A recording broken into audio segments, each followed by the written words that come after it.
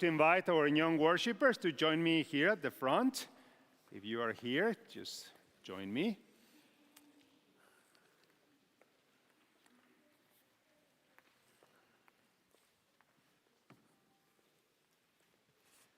See who else is coming.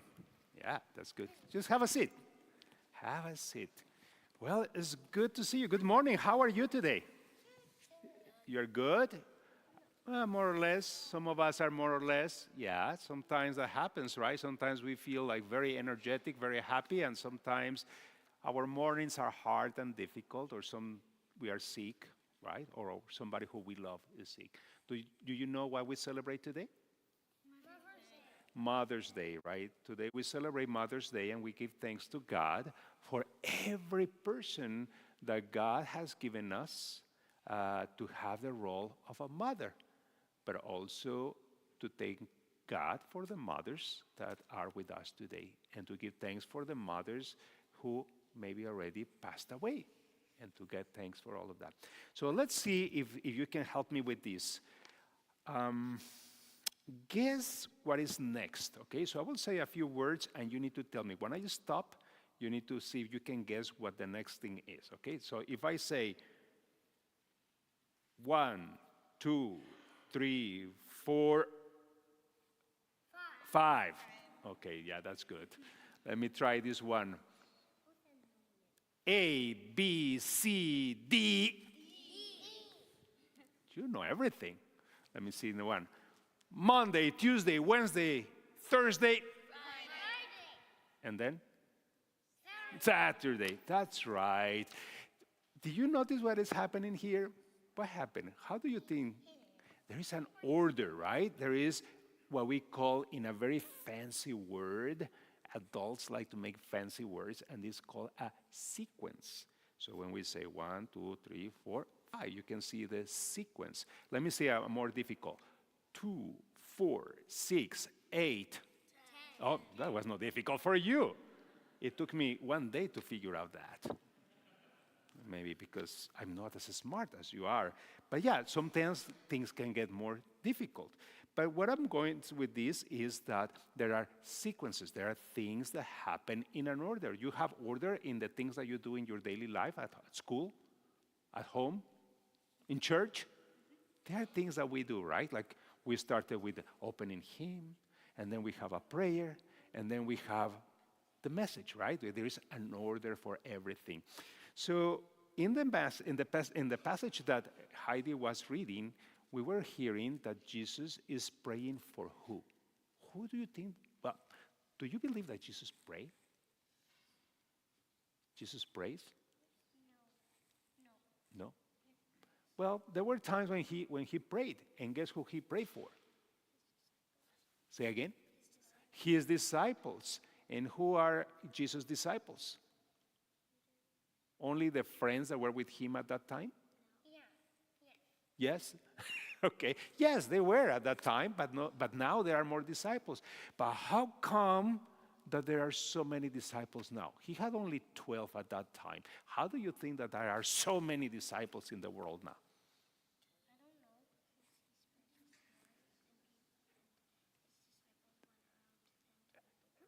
They spread the world, and the disciples went around the world telling others. That's what you're going to say, Emma? Or you want to say something else? They spread the good news, right? Both of you, that you are right. They spread the good news. So let's see if we can find the order. In the passage, in the gospel that Heidi read, we have, first, God gave the word to the only son. Who is God's son? Jesus, that's right. So God gave the word to Jesus passed on the words to his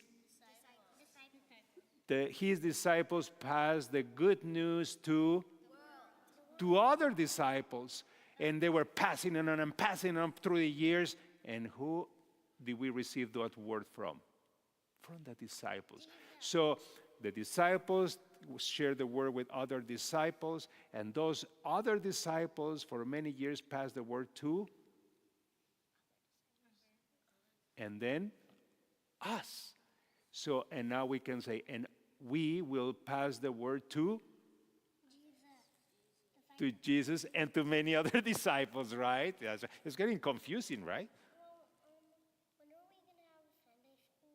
When are we going to have Sunday school? Well, we're going to have Sunday school. That's a good question because that's the place where we hear the good news and we learn to be disciples, right? I want to know when we're going to go. Next Sunday. Yes, not today, not today. So, yeah, well, next time, Asher, we have the Sunday school, and what we can do is that, well, let me just, one last question. Do we need to be pastors to share the good news? No. Who wants to be pastor? Raise your hand if you want to be a pastor. You are a pastor with me already when we are there, right? Well, that's true. Not everybody needs to be a pastor, but every one of us can share the good news. Today we have another pastor who is going to share the good news with us. Do you know him? Can you guess who the other pastor here with me is that he's going to share the good news with us? Look around. Can you see him? Freya saying like, I can see you. That's right. Pastor Kempton is going to share the good news with us, and he's going to remind us that we are like a tree. We are like a tree, and with the good news, we are going to share with many others. Like the trees share the fruits with people, with all people around them. Okay? So let's go back to our seats after we pray, and then we hear, let's practice. I will tell you something here, and you will run.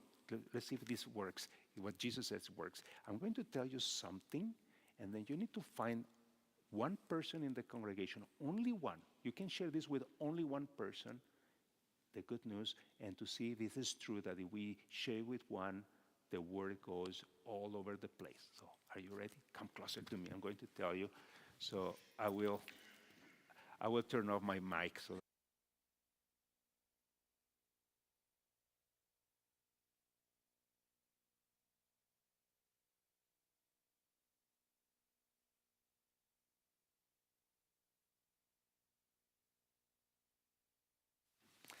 So they are going to share with one of you and see what you do with the good news that they are going to share with you.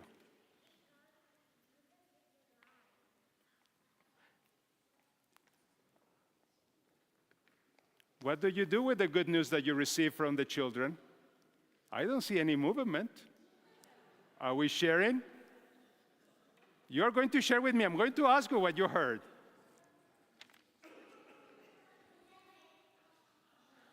Okay, young worshipers, are we ready to hear how the word travels around? Are we ready? Those of you who heard what the young worshipers shared with you, say it aloud.